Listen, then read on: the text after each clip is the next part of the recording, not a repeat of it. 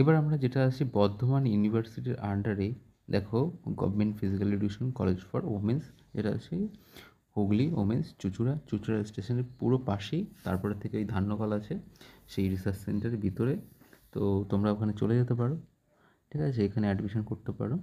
তো admission start করেছে দেখো 2 তারিখ থেকে এবং ক্লোজিং ডেট হচ্ছে 11 তারিখ, ঠিক আছে। প্রভিশনাল লিস্ট যে fitness, provisional list for physical fitness test and written test হচ্ছে 12 তারিখ হবে। তাহলে তোমরা ফর্ম ফিল আপ করার পর সব ডকুমেন্টসগুলো অরিজিনাল নিয়ে যাবে এবং জেরক্স নিয়ে গিয়ে জেরক্সটা সাবমিট করে আসবে, ঠিক আছে। Final eligibility for physical fitness test and written test হচ্ছে 15 তারিখ দিচ্ছে। অ্যাডমিশন ফিজিক্যাল ফিটনেস টেস্ট হবে 16 তারিখ।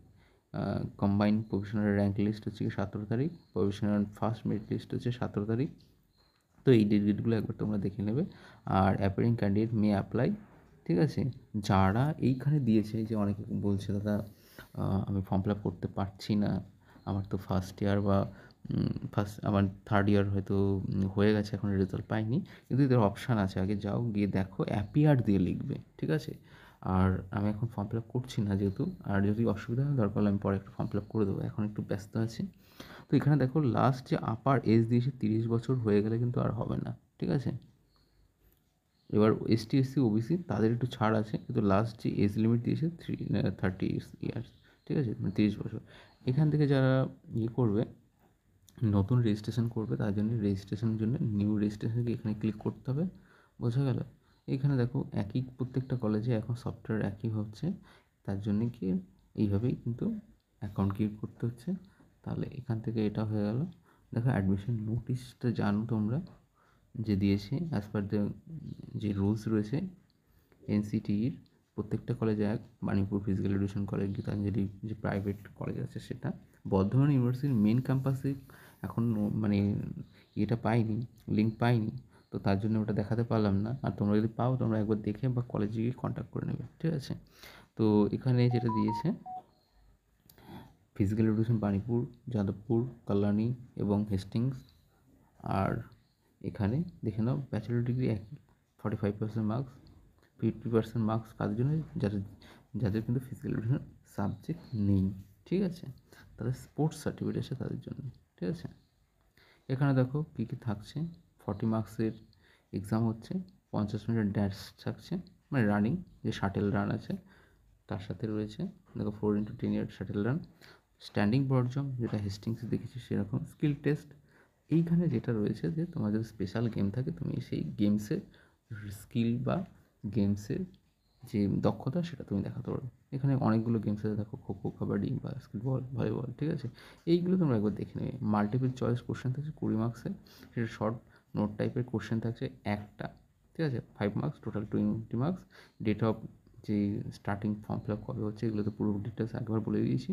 অ্যাডমিশন ফিস, এই কলেজটা দেখো অ্যাডমিশন ফিস এখানে একবারে দিয়ে দিয়েছে। এবারে 6 মান্থ অ্যাডমিশন ফিস কত দিচ্ছে, 600 টাকা করে, মানে 100 টাকা করে 600 টাকা। আর কস্টেন মানি কত দিয়েছে, 50 টাকা, টোটাল 650 টাকা। কী বলেছে, অ্যাডমিশন ফিস 650 টাকা নন রিফান্ডেবল, এটা কিন্তু রিফান্ড করা হবে না, ঠিক আছে।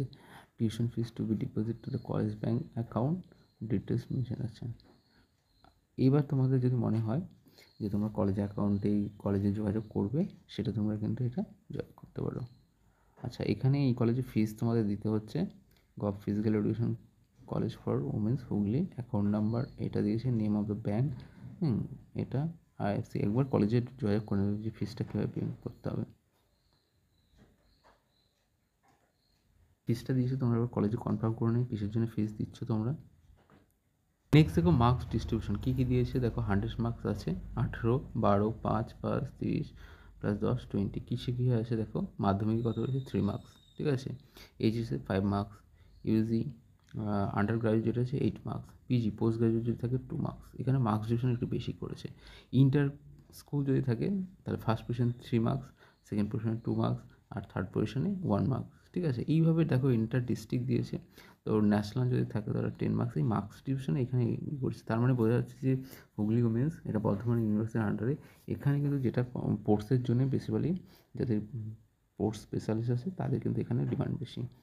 তাহলে ডিপ্লোমা ইন যোগা যদি করা থাকে 5 মার্কস থাকবে, certificate in yoga in S NI যদি থাকে 2 মার্কস, টোটাল আবার এখানে 5 মার্কস দিয়েছে, ঠিক আছে। এনি আদার কোয়ালিফিকেশন যদি কম্পিউটার ডিপ্লোমা থাকে, দেখেছো 5 মার্কস দিচ্ছে। Computer certificate, NCC certificate, CCB certificate, NSS দিয়েছে, ঠিক আছে। এখানে দেখো আবার 30 মার্কস ডিস্ট্রিবিউট, স্কিল টেস্ট দেখে 10 মার্কস রয়েছে। তো তোমরা ফর্ম ফিল আপ করে অবশ্যই জানাবে।